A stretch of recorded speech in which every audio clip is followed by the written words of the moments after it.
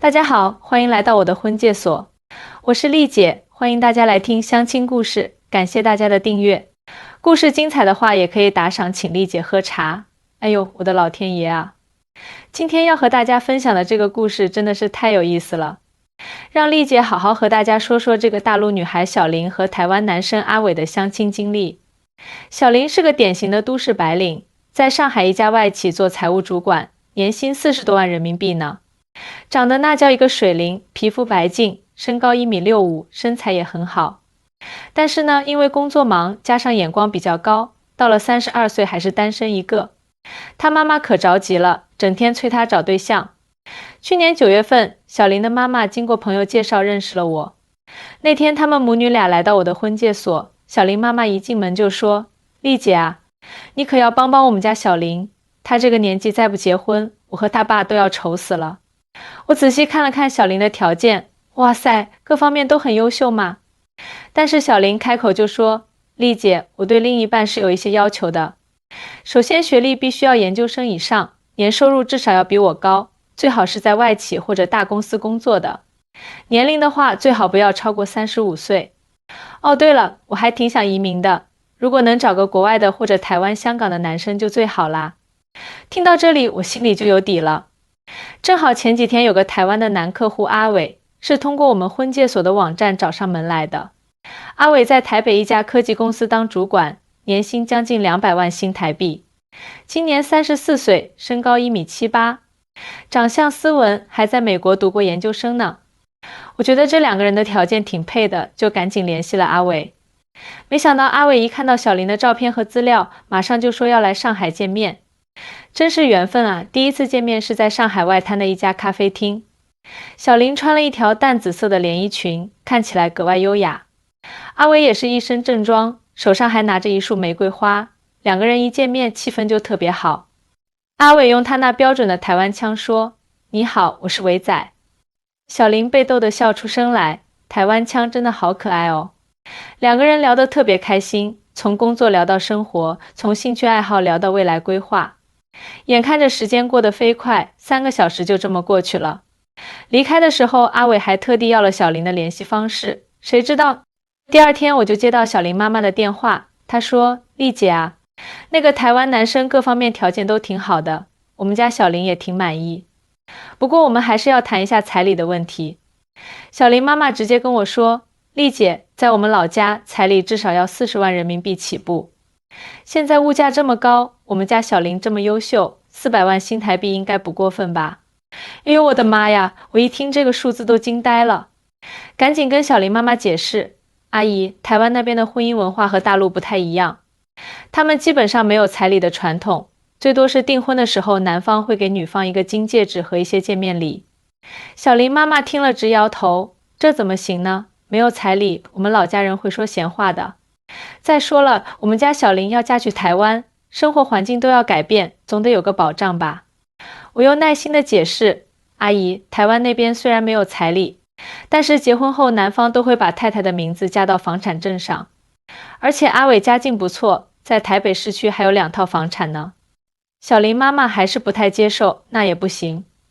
我听说台湾那边结婚都是女方准备嫁妆，还要帮忙还房贷，这不是吃亏了吗？就在这时，小林突然插话了：“妈，你别总是纠结这些。阿伟人很好，工作也稳定，最重要的是我们很聊得来。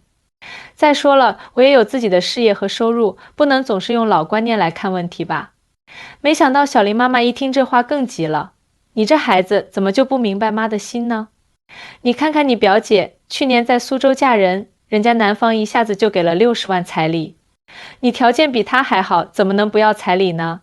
这时候我觉得需要打个圆场，阿姨，现在年轻人的想法和我们这一代确实不太一样。再说了，两岸的风俗习惯本来就有差异，不如这样，我们先别把彩礼定得太死，让小林和阿伟多接触接触，感情稳定了再慢慢商量这些细节。”没想到这事很快传到了阿伟耳朵里。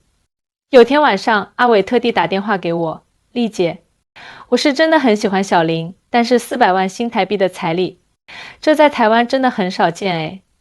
我家里人一定会觉得很奇怪。我理解阿伟的困扰，伟仔啊，这个数字确实有点高。不过你要理解，这是大陆这边的传统。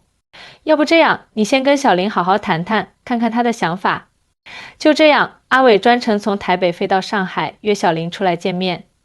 两个人在外滩边上散步，认真的聊了很久。小林后来告诉我，那天的谈话让他很感动。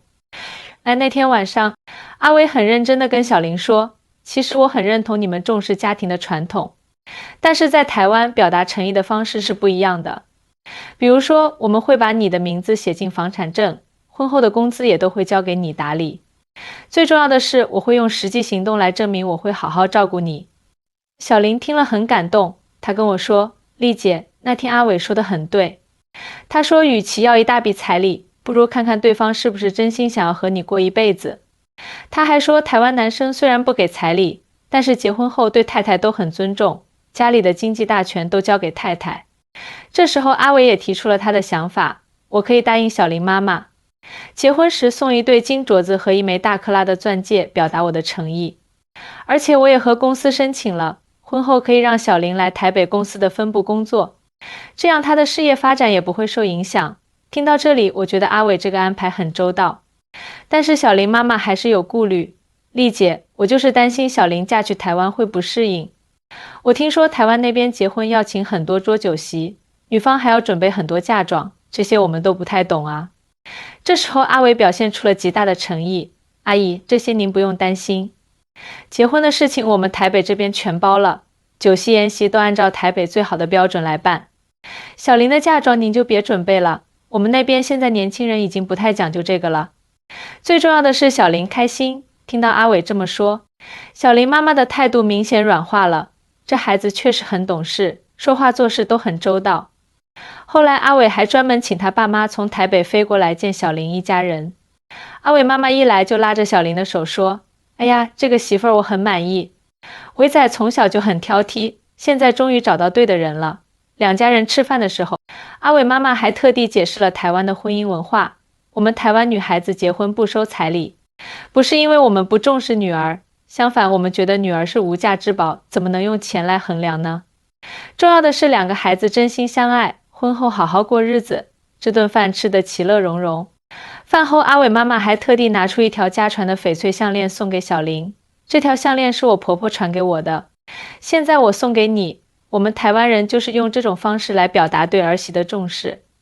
小林收到项链的时候眼眶都红了，她说，阿姨，我一定会好好珍惜这份心意的。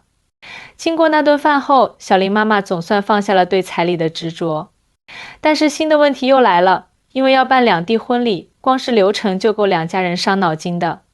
阿伟说，在台北这边结婚之前要先订婚，订婚当天男方要准备12礼，包括金戒指、订婚金、大饼、糖果、喜饼等等。女方要回6礼，就是把一些礼品退回去，表示谦逊。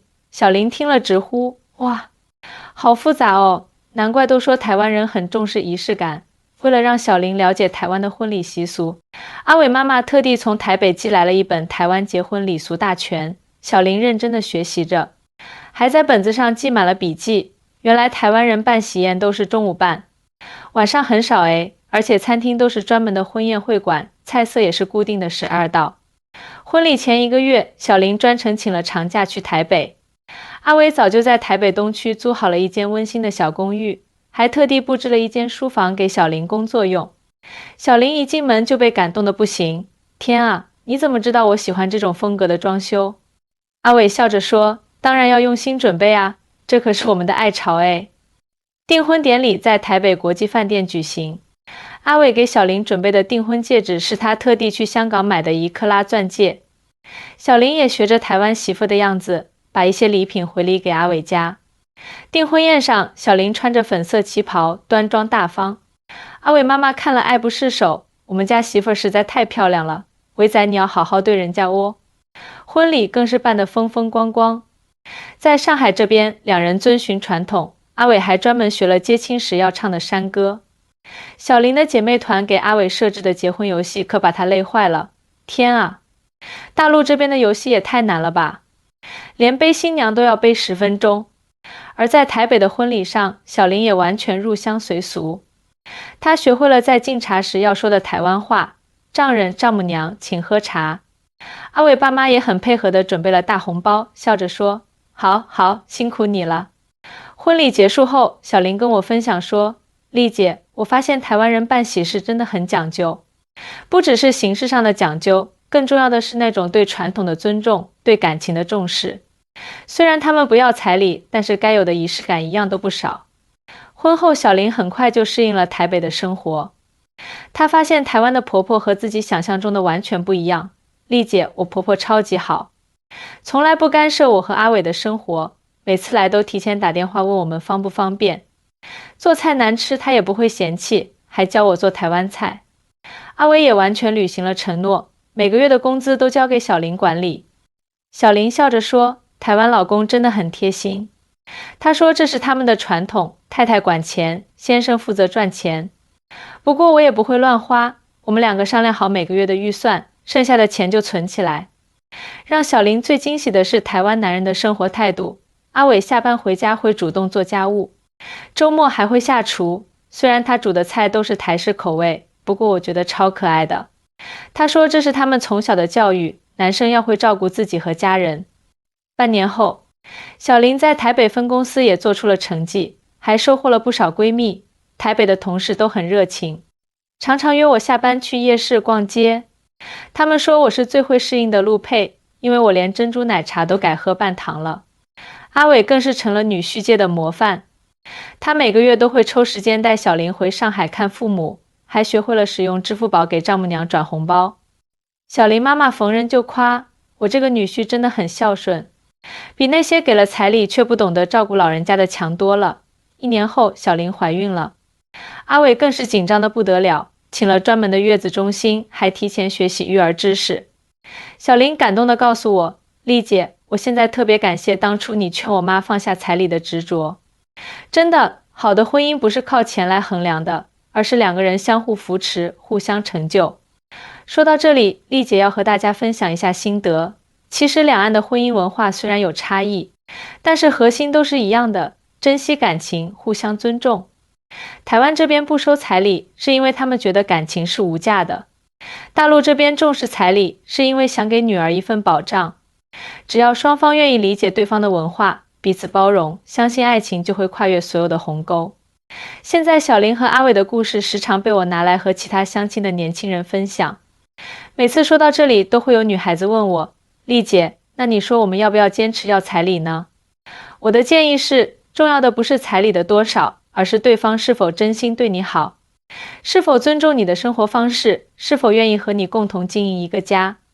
这些都是钱买不来的。好啦，今天的故事就讲到这里，祝愿天下有情人终成眷属。也请大家记住，好的婚姻不在于仪式的繁复，不在于彩礼的多寡，而在于两个人心与心的相知相惜。